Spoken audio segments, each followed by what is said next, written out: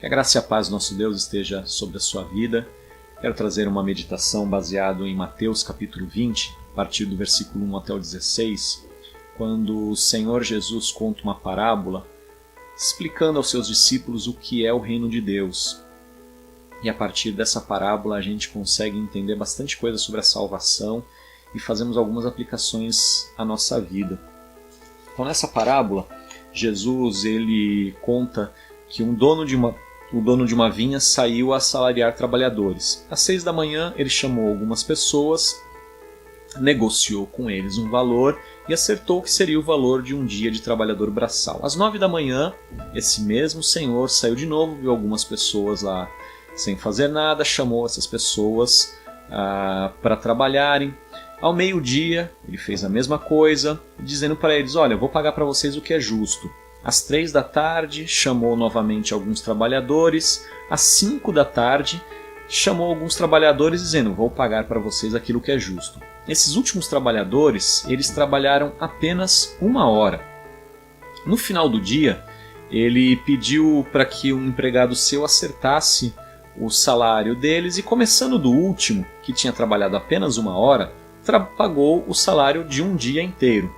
E assim ele foi fazendo com todos os outros. Quando chegou nos primeiros, os que trabalharam o dia inteiro, eles ficaram muito chateados, murmuraram, acharam injusto que aqueles que entraram por último no trabalho tenham recebido o mesmo que eles receberam. E então eles começaram a murmurar com relação ao senhor da vinha. Essa passagem com relação à graça de Deus nos fala que não importa o tempo que você tem no reino de Deus, você receberá aquilo que é justo, aquilo que a graça de Deus lhe concede. Nós cristãos não temos autoridade por tempo de serviço, o tempo de serviço não é patente. Cada um de nós tem o seu trabalho, a sua função, e nós vamos receber conforme aquilo que o Senhor conceder a nós. Pessoas que ficam achando que são mais importantes do que outras porque têm um cargo, porque têm uma posição dentro do reino de Deus, elas não conhecem a graça de Deus e elas vão trazer alguns problemas sérios na sua alma. Elas vão ser murmuradoras, elas vão ficar questionando, elas vão falar mal uns dos outros. Essas pessoas serão amargas, elas vão ficar se comparando com as pessoas e achar que são mais importantes do que as outras. Elas vão se tornar pessoas arrogantes, vão tentar desprezar aquelas pessoas que entraram depois na igreja, no reino de Deus, se achando, olha, eu já fiz tanto, então eu sou mais digno que você, eu sou mais importante que você.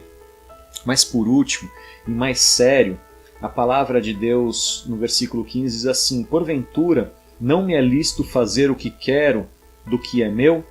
Ou são maus os teus olhos porque eu sou bom? Em última instância, as pessoas que não entendem a graça de Deus, elas se voltam contra Deus e acham que Deus é mau e acham que Deus é ruim.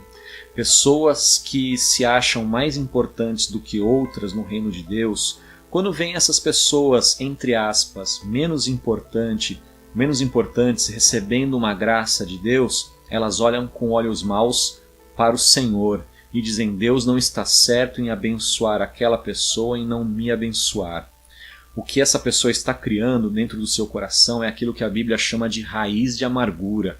E diz a carta aos Hebreus que uma raiz de amargura brotando contamina a muitos. Tem muita gente na igreja amargurada, machucada, ferida, falando mal dos irmãos, dizendo mal de Deus, simplesmente porque ainda não entenderam qual é a graça de Deus.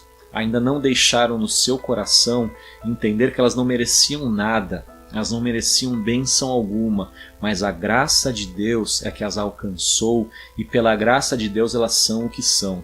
Se nós conseguirmos entender com profundidade a graça de Deus, é certo que nós entenderemos que nós recebemos já muito mais do que aquilo que merecemos. E então nós nos tornaremos trabalhadores humildes, agradecidos, olhando a Deus com olhos bons e glorificando a Deus porque Ele tem nos abençoado. Que seja assim em nossa vida. Deus abençoe.